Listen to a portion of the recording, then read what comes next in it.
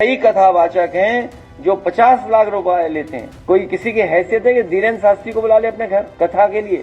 कोई under table लेगा वो बाबा पैसे? आप पता करवा लीजिए, अंडर टेबल नहीं लेते हैं वो धीरेन्द्र शास्त्री। क्या कथा बाजने की पता नहीं कितनी कीमत होगी उनकी, फ्री थोड़े नहीं। भारत को तोड़ने में अगर कोई बीमारी है तो वो जातिवाद की बीमारी है।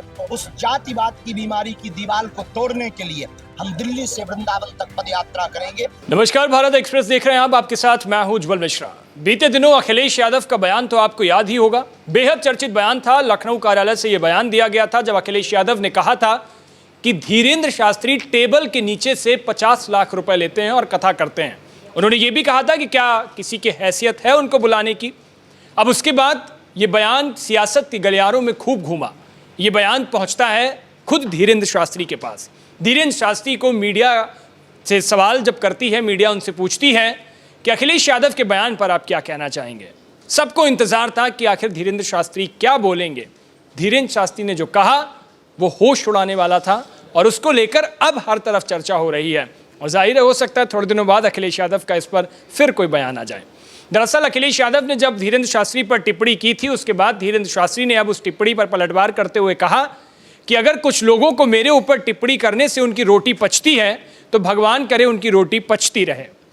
अब धीरेन्द्र शास्त्री का सिर्फ इतना कहना सियासत की गलियारों और आम लोगों के बीच ये चर्चा का विषय बन गया और नेता और बाबा के बीच की इस रार को अब हर कोई चटखारे के साथ मजे ले रहा है।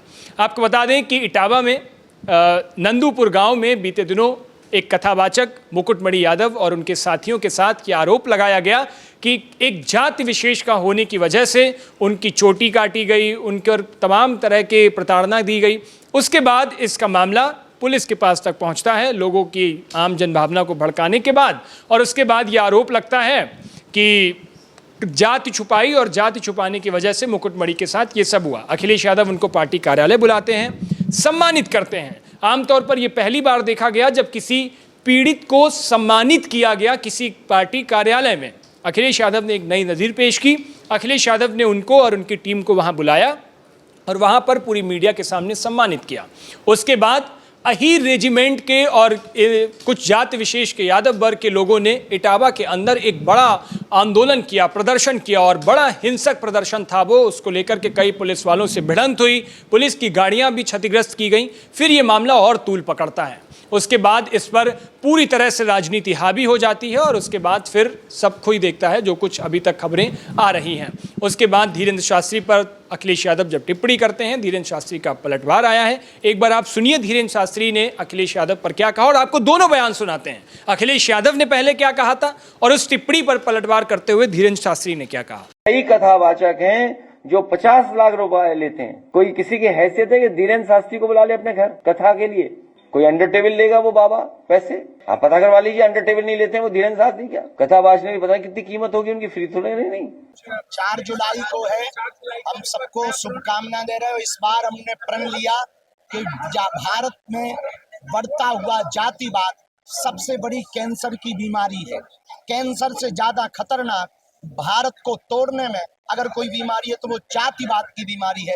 उस जातिवाद की बीमारी की दीवार को तोड़ने के लिए हम दिल्ली से वृंदावन तक पदयात्रा करेंगे। 7 नवंबर से 16 नवंबर तक बांके बिहारी के चरणों में जाएंगे और ब्रज क्षेत्र को।